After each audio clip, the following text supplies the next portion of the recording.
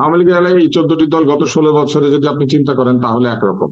এর আগেও তো আওয়ামী লীগের সঙ্গে অ্যালায়েন্স করে, এমনকি এখন যারা রাজনৈতিক আন্দোলন করছেন, আমরা দেখেছি তত্ত্বাবধায়ক সরকারের দাবিতে তো জামাতে ইসলাম এবং আওয়ামী লীগ একসাথে কাজ করেছিল। আমি তখন অতি তরুণ চিকিৎসক। আমার মনে আছে যে ওই সময় আমরা অনেক প্রতিবাদ করেছিলাম যে কেন এইভাবে তারা বসবে, কিন্তু তখনও রাজনৈতিক দলগুলি আমাদের কথা শোনেন নাই। তো এই কথা চিন্তা করলে আওয়ামী লীগের সঙ্গে বিভিন্ন জায়গাতে বিভিন্ন সময় কেউ না কেউ তো মাখামাখি করেছেন।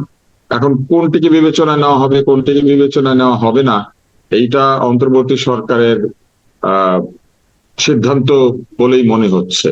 আহ তবে একটি বিষয় আমার কাছে মনে হচ্ছে, সেটি হচ্ছে যে আহ ভিপি নুরের নেতৃত্বে জাতীয় পার্টির অফিস ঘেরাও করা, অথবা জাতীয় পার্টিকে নিষিদ্ধ করার দাবি করা, অথবা তাদেরকে নির্বাচন অযোগ্য এই এরকম বিবেচনা করা, এই পুরো ব্যাপারটা কিন্তু ঘটেছে নির্বাচনের তারিখ ঘোষণা করে দেওয়ার পরে, নির্বাচনের রোডম্যাপ ঘোষণা করে দেওয়ার পরে।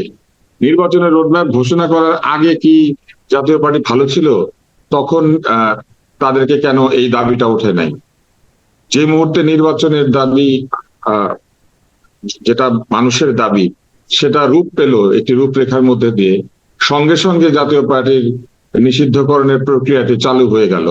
এই বিষয়টা কি আদৌ একটি ঐতিহাসিক নির্বাচনের জন্য সহায়ক? এবং কেনই বা এটি হবে? আচ্ছা, নির্বাচনের রূপরেখা ঘোষণা করে দেওয়ার পরে কেনই বা হঠাৎ এই দাবি উত্থাপিত?